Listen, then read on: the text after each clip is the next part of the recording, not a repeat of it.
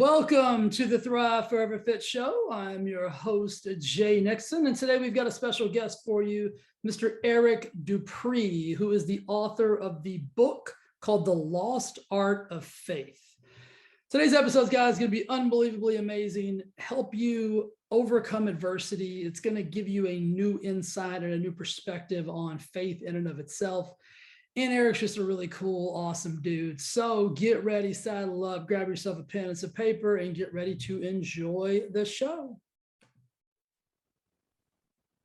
Eric, my brother, welcome to the show. How you doing? Great. How about yourself, Jay? Dude, I am doing awesome. Kind of just like what I said to you before I hit play. I think the reason you and I connected is because I seem to find you and vice versa, probably, on different places and spaces, on the internet and on social media. We always seem to kind of be in alignment with, with positivity and, turning adversity into your advantage and things like that. And so I'm glad we finally connected and are actually doing this live so that, we can hopefully inspire some people to kind of come on board on our team and turn some adversity into advantage. Oh, absolutely. It's from the word go with me, I've had to trail from behind basically, from the word go. So, adversity to me is not new. It's actually just part of my daily life. I'm not even cognizant of it. The fact that I was even having to go through adversity, it was just, this is how life is for you. And this is what you got to do. Yeah, explain that a little bit. So, adversity, is kind of like commonplace for you. What transpired that led you, that began that process for you? Very early on, my mom, she had me at the age of 17. So she goes to to her parents, which are my grandparents, and there's some choices that had to be made at 17. Yeah. And my dad wasn't in the picture at the time, and so they gave her three choices. They said, you can raise them by yourself, we can help you raise them, or you can put them up for adoption. And so at the point in time, my grandparents kind of set my mom up so that she could attend school and try to further her education. And then basically my grandma and grandpa took care of me as my first parents. Yeah. So, right out the gate, it's already not normal, traditional, setting or situation. So, and for my mom, she's having to become, raise a child as a child. Right. So, we don't come from, wealthy oil and gas, or at least we don't know about any of it. So, so my grandparents raised me. Unfortunately, my grandpa, he was offshore oil man and onshore. He did oil and gas stuff. And so we traveled a bit. So at first I was born in Kaufman, Texas. Then we came back here to Lafayette, Louisiana. And so the adversity, my best friend, my dad, my grandpa, it was all in one person. It was my grandpa. Yeah.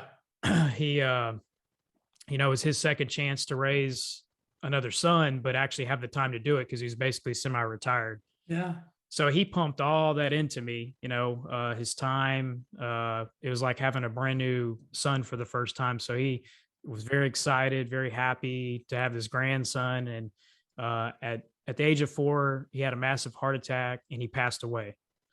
So everything I knew as a 4-year-old in my entire life, was all wrapped up into that. And then that was gone. So my mom, my grandma's like, look, I'm a wreck because my husband just passed away. I really can't raise this boy by myself right now. So she, told my mom, you got to come get him. Wow. So, right out the gate, I'm sure she doesn't, have a mapped out plan in life. It's just hitting her. It's hitting her like a speed train. And, she's doing the best she can with what she knows at the time. And so, it goes through that. So, me and my mom, we started having adversity right out the gate. Yeah. And honestly, I don't know if this becomes a habit or a pattern or whatever. It's what you know in life, what you see in life. But, I've had to struggle throwing out the rest of, I'm 42 now, Okay. and I've had to continue to have trials and tribulations. Seems like every 7 to 10 years, there's a new Wow. challenge or a new obstacle. So I get into elementary school and I can't read, like I'm studying, I'm going through the books, I'm doing all the stuff, but I literally just can't read. I can't form words or sound anything out. I can do math, I can do verbal skills, communication, all these other great things. So, in the 80s, they didn't understand what dyslexia was. Yeah. So I'm sitting here in the 80s, and they literally, for the reading and language part, they have to put me in special needs Yeah. classes. So, physically, um, you know, physically and mentally severely challenged children are all lapped in there. Well, I can't read, so they, you know, they Yeah. they put me in there too. So, half my classes, that I could do, the math, science, social studies, and things like that, like I could do them for the most part, but the phonics, reading, and language, I just struggled and struggled and struggled. And um, dyslexia is very, challenging. So dyslexic kids start basically looking at words as symbols and trying to memorize the whole word as a symbol to where they can sound out the whole word. So basically, my vocabulary up until junior high was complete memorization of looking at a word and making a sound. Yeah. So try to do, I mean, talk about make things difficult. Yeah. That learning, if you want to call it learning disability, which it definitely was a disability at the time, uh, it forced me into, some difficult, challenging times at the gate. And so I would have to try to come up with creative, clever concepts or ways to look at words and symbols and things like that to memorize that amount of language, Yeah. you know? So, school was challenging, but later on, you know, it forced me to think outside the box. Yeah. Totally. So from an adversity standpoint, by the time I got to junior high, one day the light bulb just came on, and I literally could look at the letter and make the sound, connect it with the next letter, make the sound to formulate the whole entire word. And it just seems so simple for everybody else because they just learned from point A to point B. And I'm having to learn to deviate and go through all these crazy ass convoluted ways that I had to learn because they weren't teaching me as a dyslexic child. They didn't even identify dyslexia in the 80s, Yeah. so Wow. there was no help. My mom was like, okay, we just have to repeat it and repeat it and repeat it. Yeah. Well, that doesn't help a dyslexic child connect the dots. So um so my youngest daughter, she has dyslexia. Okay. And so we discovered that very quickly because once she started having reading problems, it automatically snapped that we need to get her, checked out for dyslexia. And that's exactly what she ended up having. But she has amazing skills in so many other areas that are actually lacking, like social skills. Like kids these days, they don't have social skills really, Right. but she does. She'll articulate her words. She'll talk about things in a very structured manner that she gets her point across, and she can paint a picture. She can basically get what she needs done by communicating Yeah. with adults and kids. Right. So, um, you know, it really forced me to take a different path in learning and figuring things out. And so it makes dyslexic people do things in unconventional ways to get to the same solution or a different solution. Yeah. You know, So I gotta pause really quick, man. I think I'm gonna share a little bit with you that maybe you don't yeah, even know about me. When you're talking, I mean, we have so many parallels that it's like I literally have these notes. So my dad got killed when I was 5. and he was in the oil and offshore oil industry, and so was my grandfather. Mm. So I just thought that was very unique. Like both my dad and my grandfather were both in on and offshore oil. Lost my dad when I was 5. A little bit of the same adversity. My mom had to raise, a crazy ass little 5-year-old, by herself. And I had some of the same things. Like, and this is why I brought this up, is when I got into the 3rd grade, they realized that I couldn't read. And it was based on like, I had just gotten by being like, overly communicative, right? Like I just worked my way through the system. And then we got into the 3rd grade and realized I couldn't read. Yeah. And then I had the option, like I think back then they called it like remedial classes. Mm-hmm. So they wanted to put me in like a remedial reading class, and I didn't want to go because I didn't identify as having a problem. It's embarrassing. And so I remember just like almost crash coursing myself and trying to learn how to read better. Yeah. But I even remember this, like even like in 4th, 5th, 6th grade, remember how they used to like go around the room, you have to read a paragraph? Yeah. So what I would do, and tell me if you've ever done this. So I would count and I'd be like, okay, 1, 2, 3. And I'd be like, okay, I'm number 7. And so I would count in the book. I'd be like 1, 2, 3. And I would try to figure out like, okay, this is probably going to be my paragraph. Yeah. And so I wouldn't listen to a thing anybody was saying. I would just read that paragraph over and over and over and over. Yeah. Almost so when it got to me, I didn't even have to read it. I memorized it and said it out loud because I was so terrified of reading, especially reading out loud. And so I wonder if there's any correlation between the traumatic, loss of, parental, whatever it is, and some kind of like mental block, that kind of gets you stuck a little bit. Yeah, I would say without a doubt. I mean, it's trauma. Yeah. You're going through trauma, but you're 4 and 5 years old. So you don't even understand. Yeah. There's no recall. You don't know how to process that. You have no clue of those emotions. You don't know, you can't articulate what you're feeling for the first time, especially as something at that scale and level is unprecedented. And it's a heavy load of stress, fear, loss. I mean, grieving process. I mean, all these new flooded emotions upon a child is just emotional overload. And guess what? There's emotional overload being spread amongst all the people that you're seeing and you're around too. Yeah. So you're shouldering a heavy burden and very early in life. The most heaviest thing that anybody can deal with is death. It's like not being broken or hurt or this, or like a finite thing of complete and utter death of a reality that will never exist anymore because that person and that connection and that love is completely gone. And so you start searching and seeking that potentially somewhere else, or in some cases you don't search and seek it because you don't want that kind of hurt or pain again.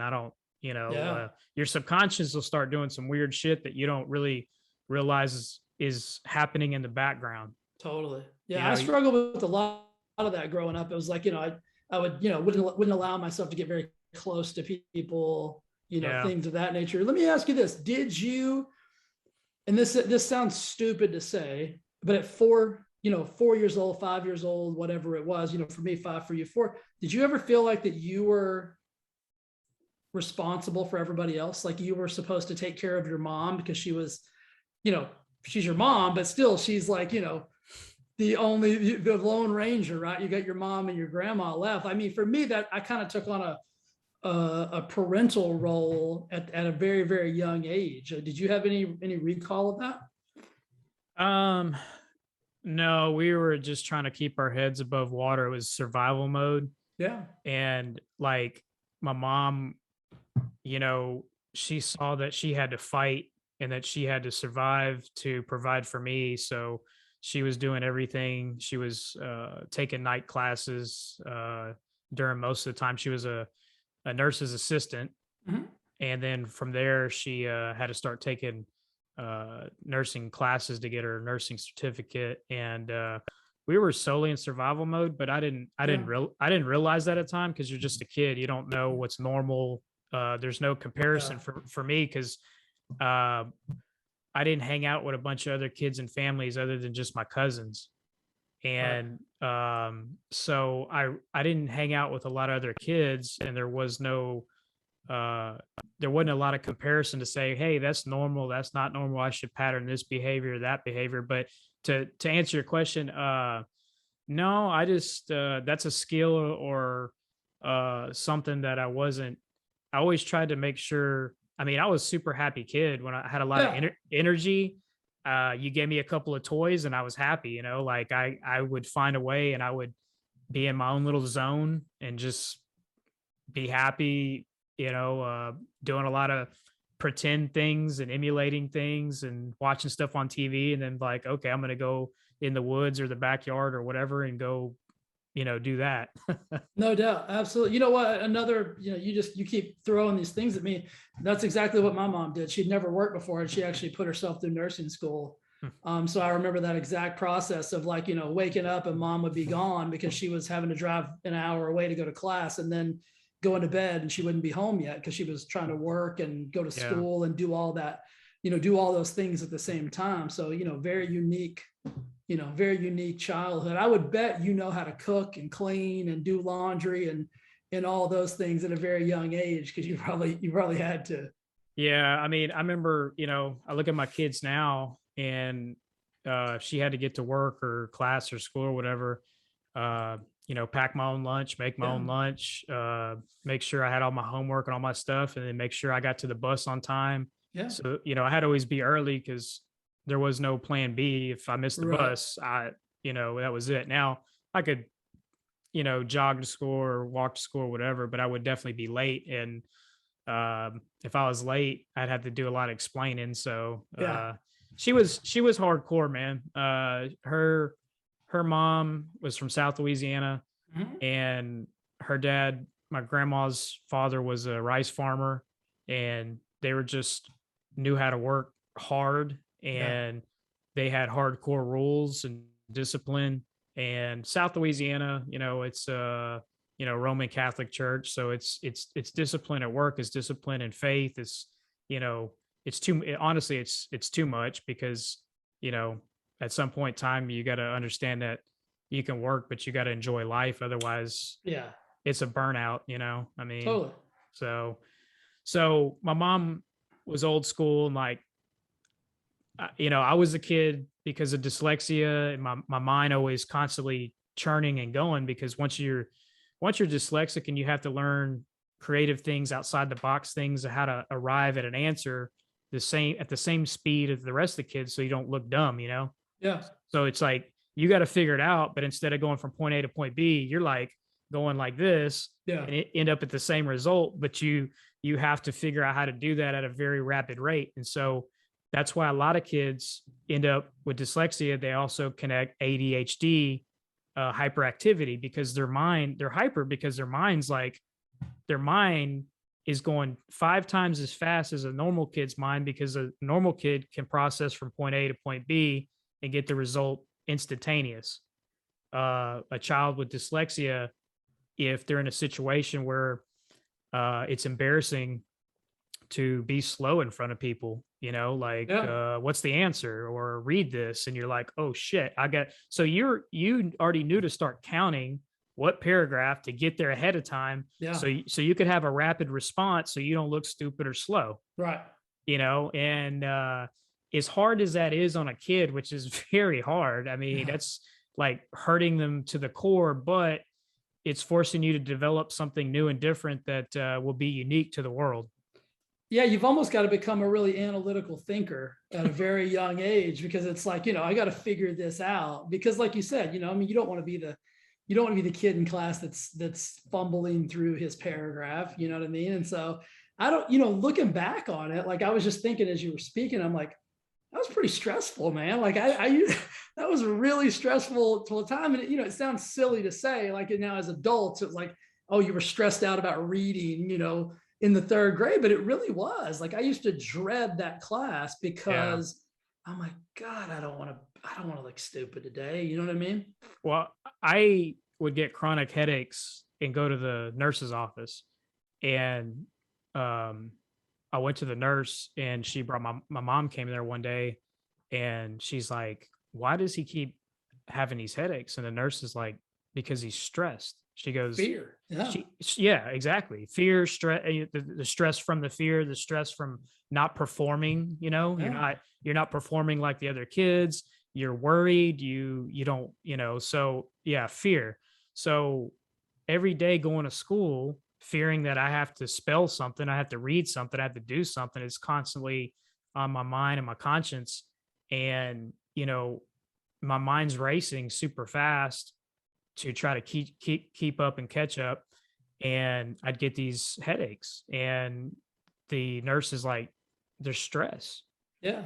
and she's like, again, elementary school, what does he have to be Yeah. stressed about? And, you know, me at where I'm at in this point in my life, like I get it. Like I understand what's going on, what's happening with my own kids, so that I can see further than my nose in the Yeah. situation. Cause most people are like, yes, so of course, what is a elementary kid? He's being provided for, but there's so many other things that are stressing you out that they can't even see. Yeah, that's So, a great segue. Let's fast forward to how you now use, I mean, before we got on the call, you were trying to explain something to me about like, I mean, artificial intelligence, and there's a spaceship, and then I mean, yeah. so it's like you've obviously become very successful, doing things that are really cool. How have you used all of that, let's call it trauma from, the age of 4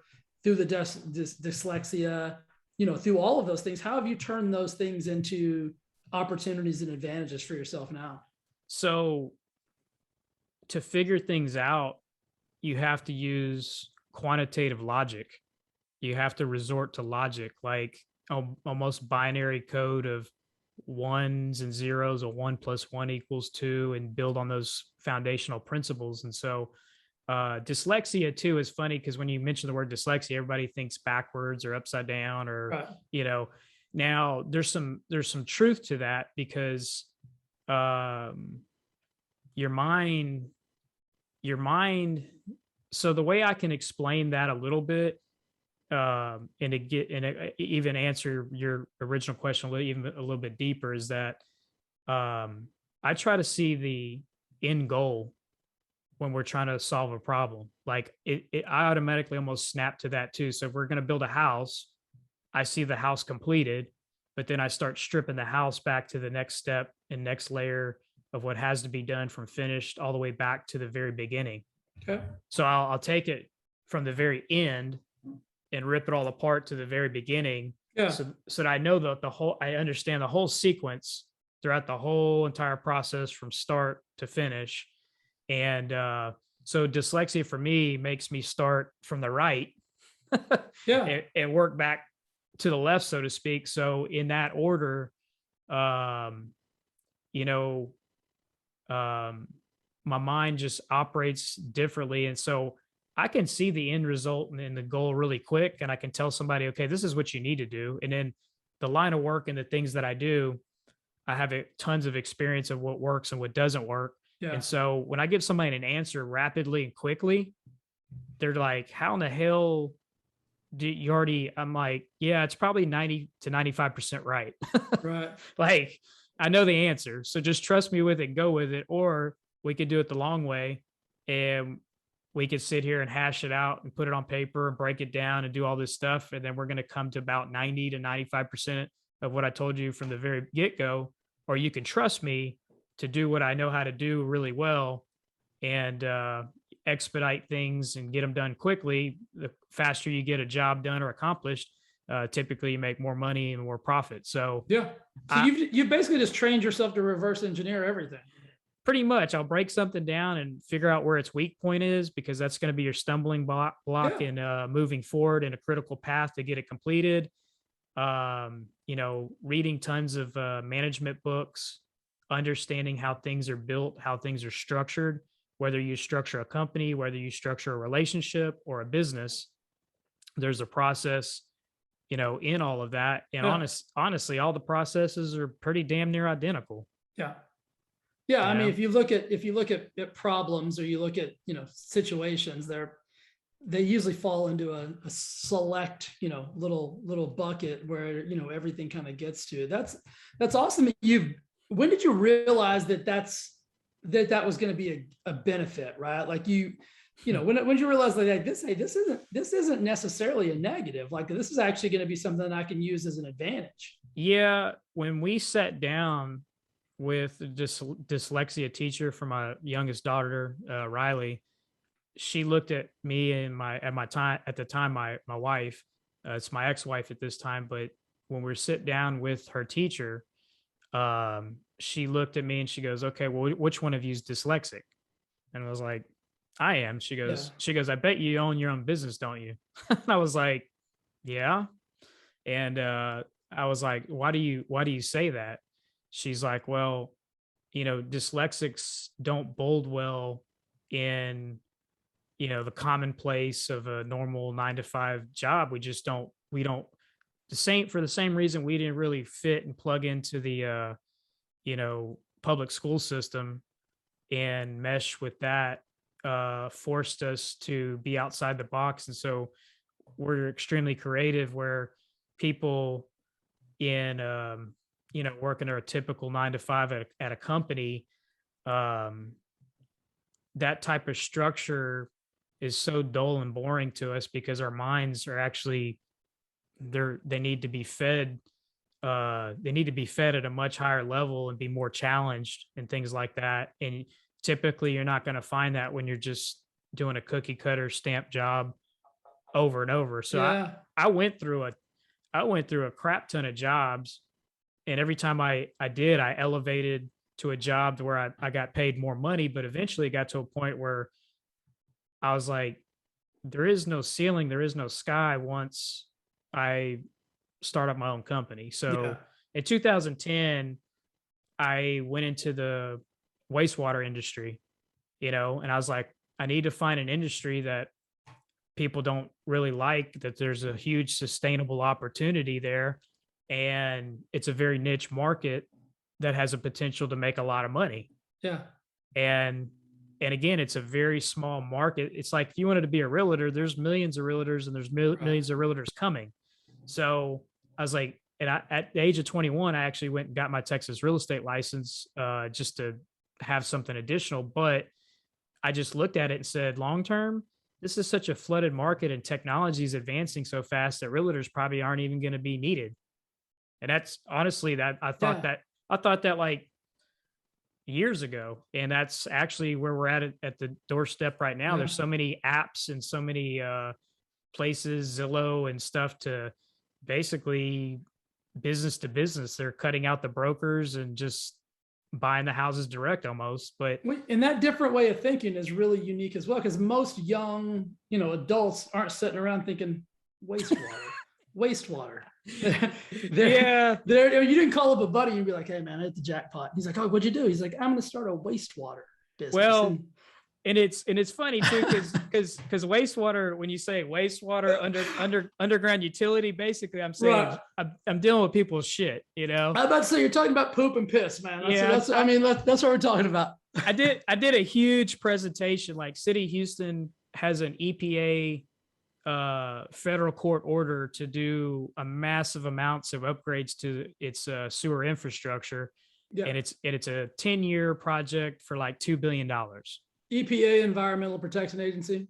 Yes. Okay. And so their sewer system has allowed so much sewer out of the system that it's flooded our waterways, our yards, our churches, our schools. Anywhere there's a manhole, the sewer, when the city floods, and Houston floods like all the time, yeah, it overflows the capacity of the sewer collection system.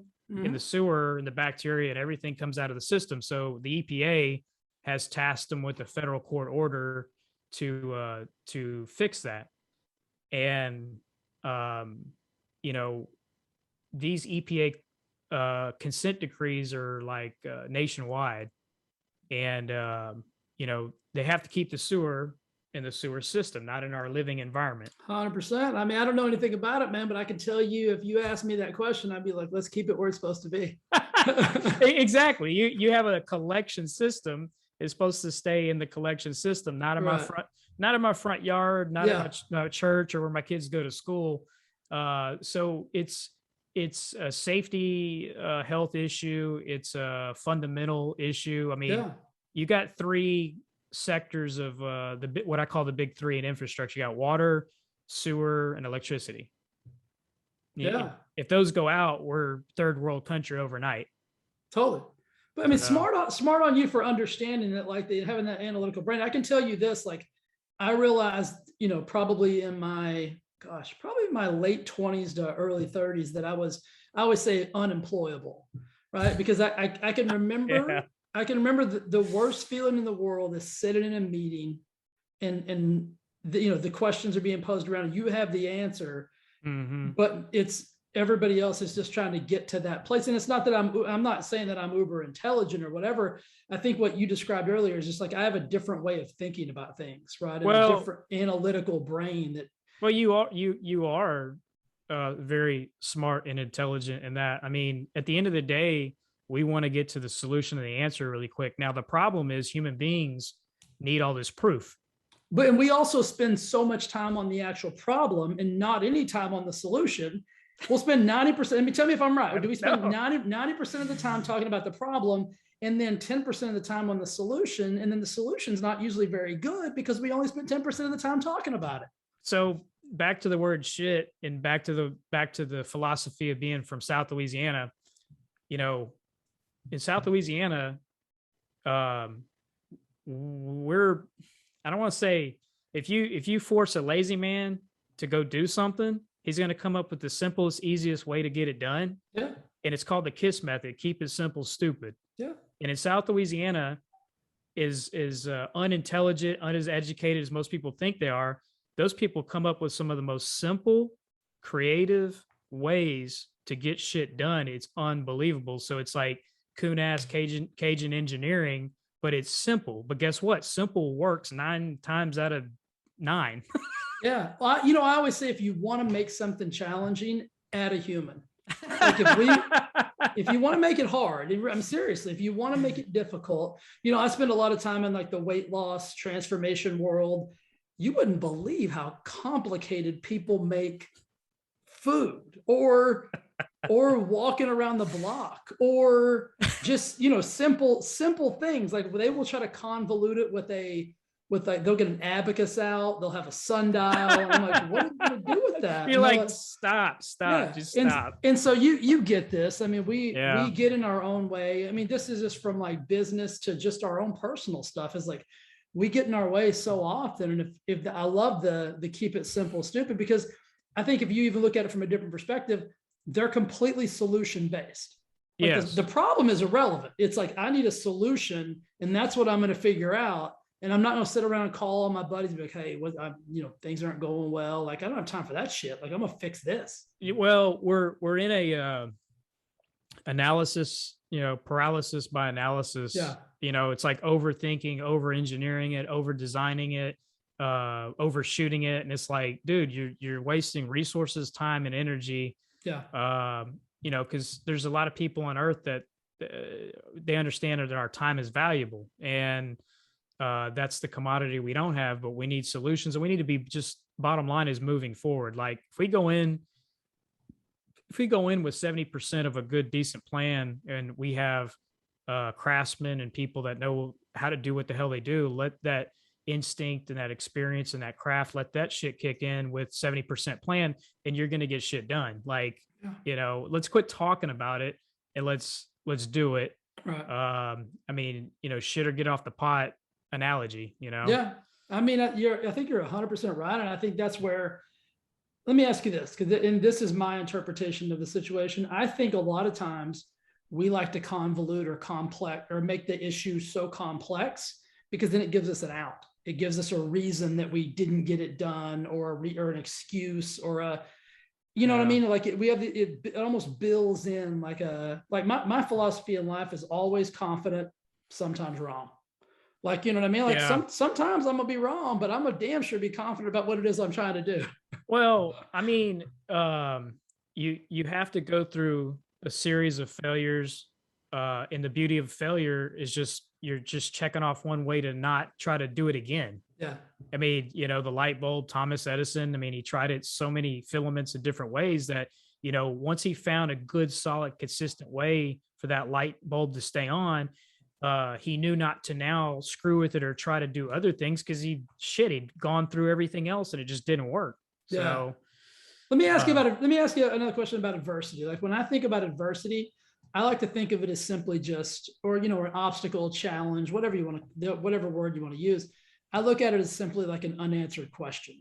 I'm not asking the appropriate question, or I'm not asking the right person the right question to get the answer to help me get through that adversity. But once I do, then that adversity actually becomes my advantage because now I have new information, related to a challenge that now I can just consistently overcome.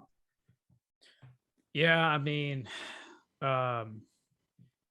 giving up too early, Albert Einstein, he's got great quotes. One of his quotes is that I'm not smarter than anybody. I just spend more time on the problem. Yeah. He did, like he had some very complex equations and it took him years to solve a lot of them when most people would have just given up in just 1 week, 1 month, 1 year. And then all of a sudden he's a genius. Well, he wasn't a genius overnight. Actually, he was actually dyslexic and very slow and could not read early on in school. And they thought he was, stupid. Yeah. I'm like, yeah, y'all thought Albert Einstein, when he was young, y'all thought he was stupid, huh? Okay. How do you look at that now? Like whenever you see, because we talked about earlier, life is a series of unanswered questions, right? And so when you look at adversity, and you said it's almost like commonplace to you now, how does that register for you? Because a lot of times, when I'm just thinking about the average person, when adversity presents itself or a challenge, the first thing they do is think about how to get away from it. How do I get as far away from this as I can possibly get? I want to run away from the problem, and the problem's just going to keep chasing you. So I learned that very early on. So running from your problems ain't going to solve your problems. You got to go hit that shit head on and almost be eager to go hit it head on. Because again, you're going to drag that crap with you and it'll accumulate, because once you don't solve that problem and you run from that, then another problem, because guess what? Life is just going to throw a series of problems at you that you have to solve. Now, when you get smart and you get a little older and wiser and things like that, you realize how many resources you have available to you. Yeah. So I'm in men's groups. I'm in multiple men's groups because, in my faith, I have a men's group. And I surround myself with other people that I know have faced these challenges. And I know guys not only had to face them, they were able to get through them very successfully. Yeah. So then you can pull from that knowledge base and that experience, and it's still your battle. It's still your fight. You still got to go do it. But now you're way more prepared for what you might not have seen had you not talked to somebody and, put it all on the table to get it out there. Yeah, I agree. I wrote down that word resources when you said it about using those other people. I think I talk about having a circle of success, or, whatever you want to call it, those people that you're talking about. Yeah. And it's usually when people don't get what they want, it's because of the underutilization of resources. Oh, absolutely. It's like they just, either they haven't positioned themselves with those resources by getting in groups like you talked about, right? Yeah. Or they are so afraid to ask for help that they would rather take the L than say, hey, Eric, I don't know what the hell I'm doing here, bro. This is what I'm going through. You seem like a cat's got a lot of knowledge. I may ask you the question. You'd be like, hey, Jay, I have no idea, but guess who does? I got a dude named Doug. I'm gonna hook you up with Doug. That's how my life is predicated. Running your own business and all of these things. I think you probably run into this as well. It's there's no way you could have every answer for every scenario that pops up. And so you need resources. So when I really talk about adversity, like 4 years I went through really bad divorce. In I that mean, what you sent me the other day, man, I was like, I'm like, well, all right, bro. what's crazy is there's a movie called Invincible with Vince Papali's story of when Mhm. Yeah. he lost his job as a school teacher, very bad times, recession and stuff like that. And he was with his wife at that time, and she, wrote down all these things that he wouldn't be or couldn't be, and basically saying you're not good enough, and left him, and then the dude ends up trying out for the damn, Philadelphia Eagles. He's working in a Yeah. bar one day, and then the next day he's on the freaking NFL roster Yeah. with the Philadelphia Eagles. And so, um, very similar situation. I lost everything, man. 4 years ago, I, when you go through a divorce, you get into basically legal litigation, or you're being sued by the spouse, for your assets and things like that. So I had to, before we got to that point, I had to do a quick fire sale of my shares of my company. Had to distance myself from the company and, no longer be part of the company. Um, the home that I had built, that we were living in, raising our kids, that was gone. All the dogs that I had, they were gone. And uh, everything everything that was a dream, part of my dream, my vision, I had everything. I earned it. I worked hard for it. It was all bootstrapped.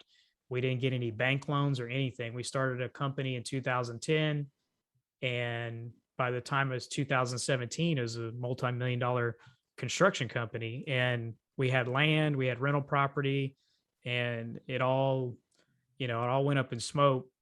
And I had to start over, literally from scratch. And the missing link in all this stuff for me was, um, I knew how to be successful. I knew how to work hard. I knew how to do all these quantitative and, figuring out these things. But the thing that was lacking the most, and this is so critical and key, that well, I was overly quantitative in things that I lost sight of the most important thing in life, which is relationships. Yeah. Relationships, talking like we're talking, and relationships with a men's group, relationships in business. Like, it was all business to me. It was all like making money. How can I fix your problem? And it wasn't like, hey, Carl, how's your kids doing? Yeah. Like, I completely missed that. And it wasn't until I started getting my men's group with my faith. And my faith, I wrote this down earlier, was that, like you said, people need to start thinking a little bit different, in a different perspective. And that's why we have these conversations, is that, faith, everybody automatically goes to religion. I'm like, no, I wrote the book called The Lost Art of Faith, not the lost art of religion. I was going to ask you about that. We're going to talk about that too. So keep going. So the thing is faith are the set of foundational principles by which you say you're going to live your life. Right. That's your faith, And it's not your mom's faith. It's not your pastor's faith. It's not your spouse's faith, which y'all should be sharing that faith. But the bottom line is, it's your faith. You have to cultivate that faith. Now, when you cultivate that faith, and the faith that I am, I'm a Christian. So being a Christian, what I've learned through my own faith is I have to have a vertical connection with my creator.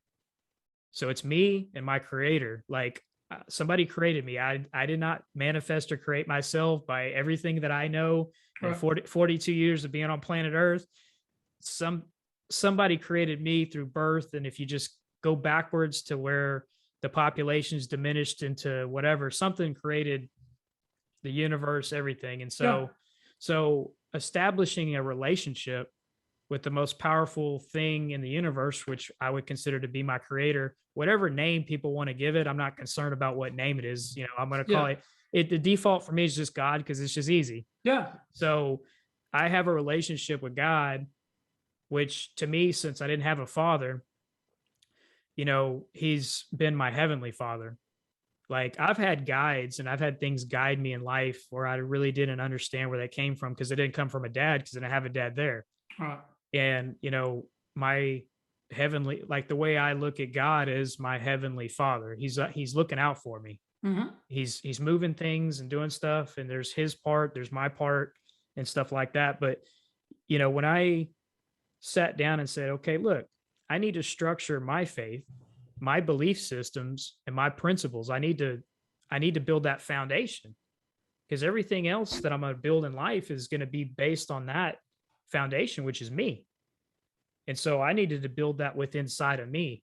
And if I said that these are my beliefs and these are my principles and they're all good things for me and they're all good things for all the people around me, then I got to start doing them instead of just Yeah. knowing them and reading, scriptures and things like that. I actually have to start manifesting the actions that. So when I analyze a lot of faith and a lot of religion, there's people that go through the motions, but they don't carry out their faith, the higher priorities in their faith. A lot of times because it's difficult or hard, they shy away from their own faith and their own religion because it's too damn hard. I'm like, well, then quit saying that you're that because you're not being that. Right. It's very hypocritical. I mean, honestly, Christians, in my opinion, are the some of the biggest hypocrites on planet Earth. And I can only say that because I used to be one of them. I used to be like, hey, I'm a good guy. I'm a Christian. But when I would be tested, on my faith, I would make an excuse that's acceptable to society of why I didn't do it. Right. Like, why didn't you help that guy? Or why didn't you do this? Or why didn't you do that? Well, I'd find some kind of convenient excuse of why I didn't do it. And I finally said, you know what?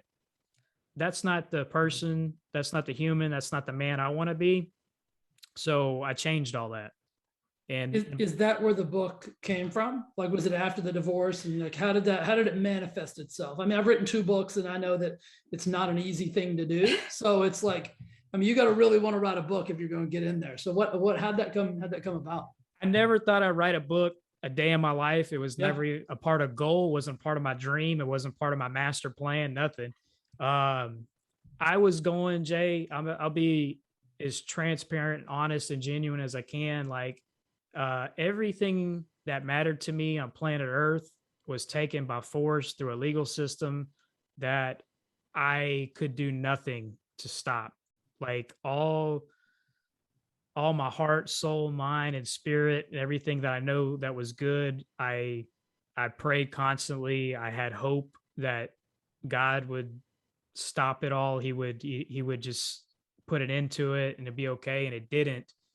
And it destroyed me, man. Like it destroyed me. And when I was going through my divorce, a guy that I never talked to, he sent me a text message, and it was the craziest text message because we never discussed faith, we never discussed religion, nothing. He knew what kind of guy I was at heart by being around and observing me and my actions and how I treated people. But he sent me a text at the weirdest time because he didn't know all the stuff that was going on in my house, but it was just random. So I looked at the text and it said, you have to be destroyed before you can be made into something new. And that's transformation is what he's talking about, not change. Change, people are like, oh, I want to change. I'm like, well, just sit there and do nothing and you'll change because you just get old. but if you want to transform, that takes willpower, that takes effort, tenacity, that takes desire, passion. And I could have sat there and let everything destroy me, or I could turn face into an area that I was weak in at the time. I was weak in my faith and discovering what that faith was. So with the book, I was going to therapy. I was very, very, very depressed. I mean, I was at the point of depressed going like, I lost everything. Why do I even keep on going? Like, what's the point? Like I worked so damn hard for so many years to start living this dream, and just to have that, just the dream in one fell swoop taken, destroyed, and be helpless. Yeah. If I do it again, the same thing could happen again and I'd be helpless again. So why the hell? So I started journaling. I went to my therapist and she said, can I see some of your journaling? I said, yeah. So I gave it to her and she goes, you wrote this? I was like, I wrote this. Yeah, I Yeah. wrote it. I Yeah. didn't pay somebody to write journal notes to give them Yeah. to my therapist. She goes, this is really good because what I did is I started going back from the beginning. Mhm. I took inventory of my life because I started understanding psychology. Started understanding, like, I said, man, I got to figure out why the hell I am the way I am, because she divorced me for some good reasons. And she also we got divorced for some bad reasons. The parts that I controlled were the parts of me.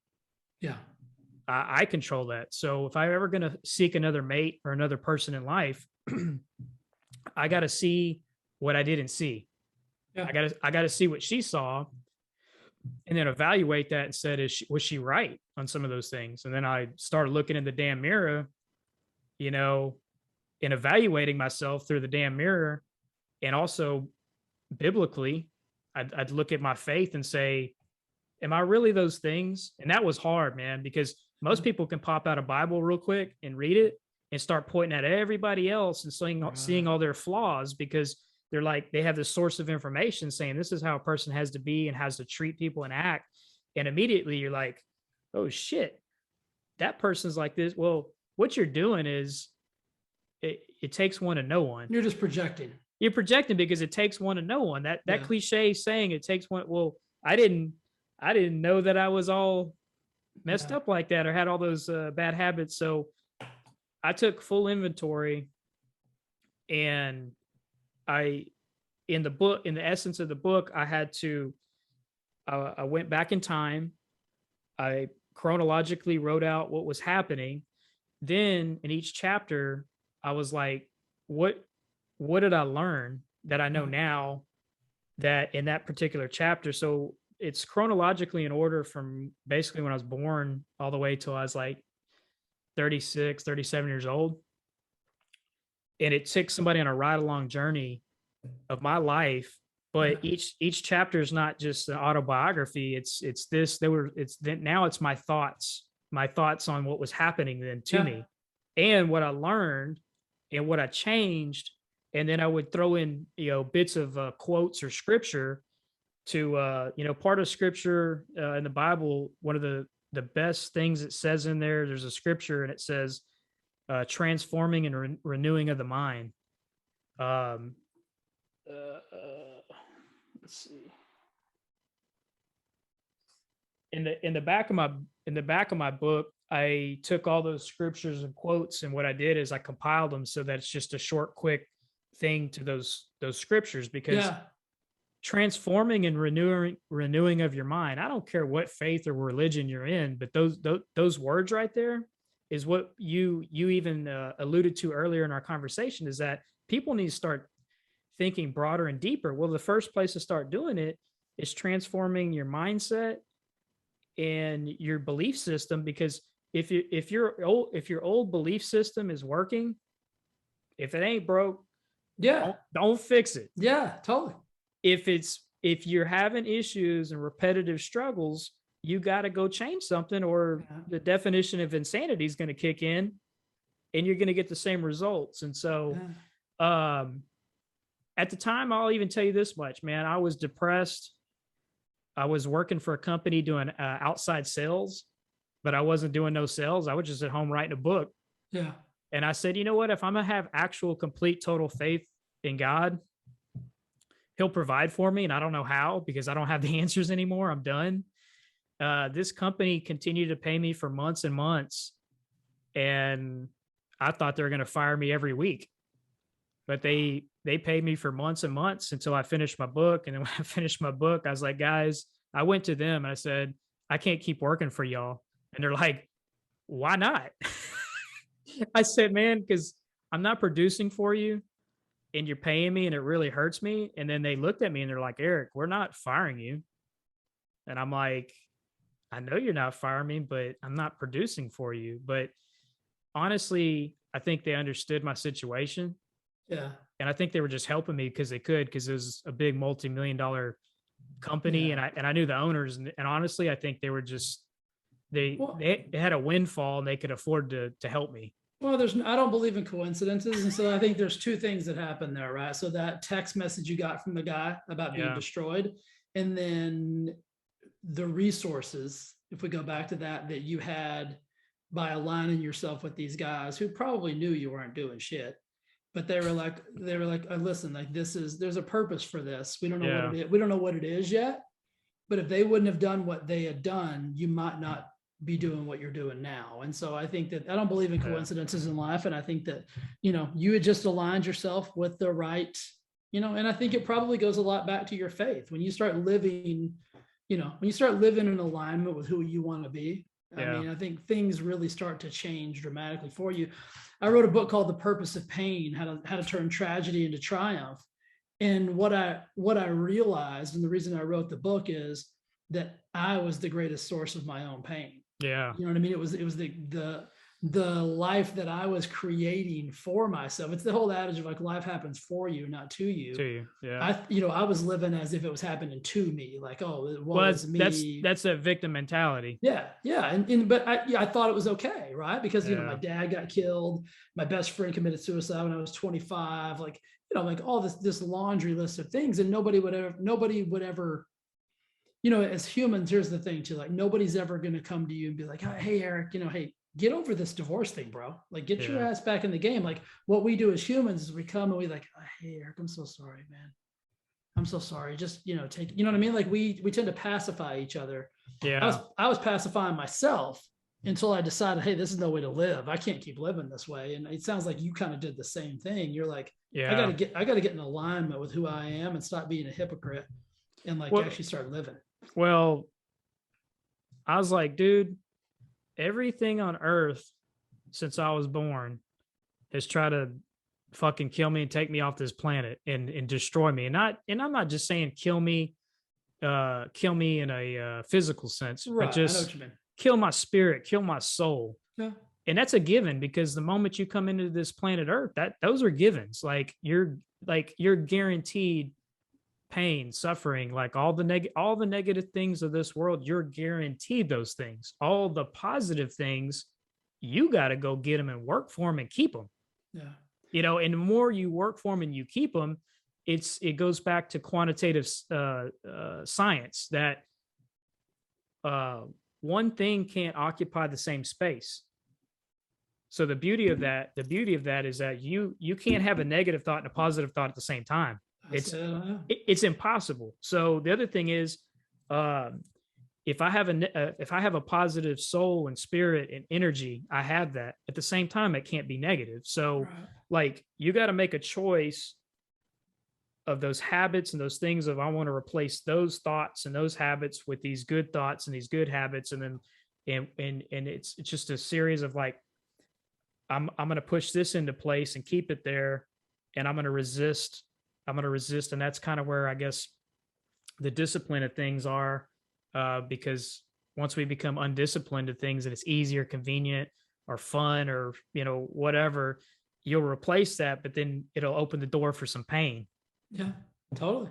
And you got to make that choice. Yeah, I think about the Jocko quote all the time, discipline equals freedom. And I think of freedom is in the form of like, the absence of nonsense, right? And a lot of times when we're undisciplined, when we're undisciplined, we bring about nonsense into our lives.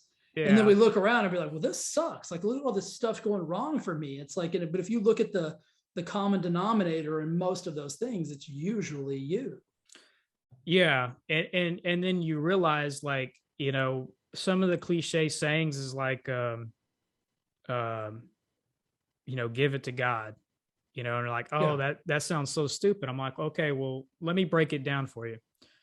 It's situations so big and so powerful. You can't control that situation, but you can control you. You can control your feelings, how you react to it and how you act towards it. So work on those things, and all the shit that you don't control and you can't control. That's giving it away, because if you try to carry it, that pressure and the power it's going to take to overcome that situation, it'll just crush you. Oh, 100%. And so that's a that's a risk analysis choice of like, can I carry the load of the weight of this situation? When I don't have to, I don't have to. There's so many situations you feel like, oh, I've got to do this. No, you don't have to do shit. Now, what you can do is just control your feelings and your reactions towards the situation to just not make it worse. Yeah. You know, I love to give the listeners like actionable things that they can do. And I'm a huge journaler myself. So I want to drive home this point of, you were going to therapy, you started journaling, kind of writing down, like brain dumping your thoughts and, this and that.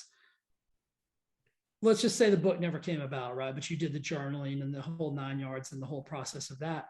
How therapeutic was that process in and of itself?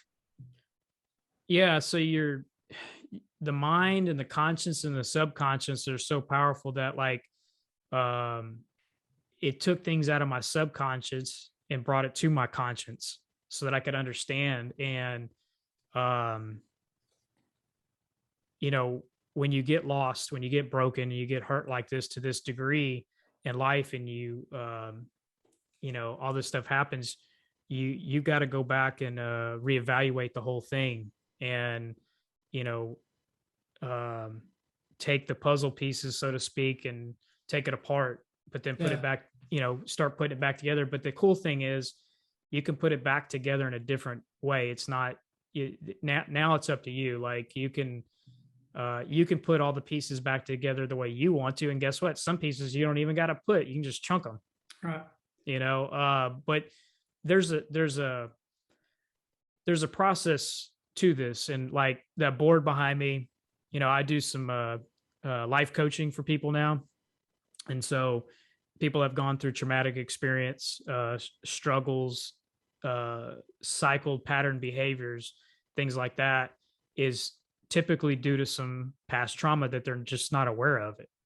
And so the 3 steps are, to reveal and to heal. And then once you heal, you can rebuild.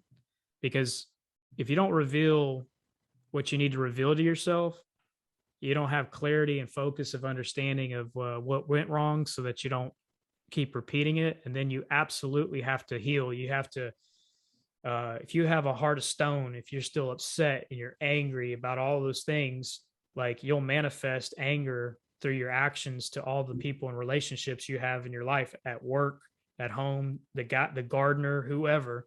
Yeah. If you have a hard and angry, frustrated heart for things that happened way back in it, if you don't reconcile all that and you don't heal, you'll snap on a guy for doing something stupid or whatever, but you'll overreact to it because he's now feeling the brunt of shit that's inside of you, that you need to purge all that shit out. Now, once you completely heal, you've revealed everything that you need to do, make a chart, write it out, like almost like a business plan, like put it on paper so you can see it, you can understand it, and then you can start the rebuilding process. Because if you have a weak foundation, you try to rebuild anything on top of that weak foundation, it's just going to crumble again. You get sewer in your yard. You're gonna have shit everywhere. Yeah, you get shit in your yard. Yeah, absolutely. And shit in your life, and it just becomes a shitty situation. Dude, this has been phenomenal, man. I appreciate you spending your time with me today. I've got one more question, final question for you, because I think this is so valuable. Because you talked about the rebuilding. Yeah. And in my brain, that's never done. Right. I think we're always, for me at least, it's never done, because I'm always trying to be better than I am today. I always want to be a little bit better, because if I'm a little bit better, that means I can be a little bit better for somebody else. Yeah. And so what do you do on those heavy days, man, on those days where it's not clicking, right? Because I don't care how evolved or how much work you've done. Some days are just some days. So what do you do? Do you have a system? Do you have like a go-to? Like, how do you handle those situations in those days? Because I think a lot of people, especially in the environment that we're in right now and that we've been in for the last almost 2 years, I think that's the question, is like, I know what I want. I know I don't want to feel like this, but I don't know what to do to feel differently. Yeah. You are in full control of your emotions 100%. It's a mastery. It's something that you got to deal with your conscious and your subconscious conscious. You have mastery over yourself. Like the old it says know thyself, but in my book, one of the chapters is know thyself, but to couple that, because I think some of these cliche sayings are like only half the information's there. So you can know yourself, but if you can't control yourself, it don't matter. Right. You can know yourself and you can know what you want, what you don't want. Yeah. But if you can't control yourself, Right. it don't matter. So, So how do you do that? How do you control those emotions and thoughts? so you got to slow down. You got to slow Slow down. down. You got to slow down, and you have to realize something, man. Like, uh, you have to slow down and look at simple things.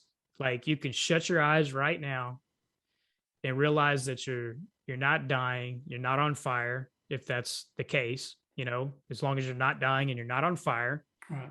um when you take a breath, I heard a guy on the radio one time. I was on my way to Dallas, and it was a pastor speaking, and he goes, look, today I want you to focus on something so small, so small.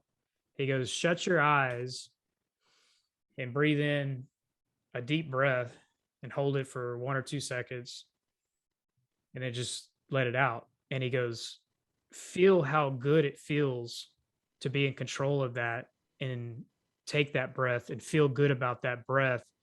And, he goes, know this, there's somebody today that can't do that. Like they're gasping for that last breath of air. They're, um, you know, so something like as simple as honestly breathing and then reverting back to the focus of breathing, of actually feeling the air come in and letting it fill your lungs, and you focus your mind on thinking about filling your lungs.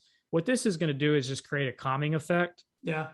But your mindset, you have to shift your mindset off to something different. So if I can't control something and I'm pissed off and I'm angry and I can't get this done, or I'm even feeling like either worried or depressed about something, then I try to go focus on something that it triggers me to go then do some action somewhere else, some physical action. Like I got to go work out, Yeah. because when I will go work out and I work out hard, but not crazy hard where I'm going to hurt myself or anything like that, but just work out at a really good pace and wear myself out. I know that I'm doing something positive for my body, Yeah. so again, two things can't occupy. So Yeah. You're when replacing the negative with the positive. when you're sitting here and you got, a couple 100 pounds on a bench press, and if you don't focus on pushing it, it's going to crush you or kill you or whatever.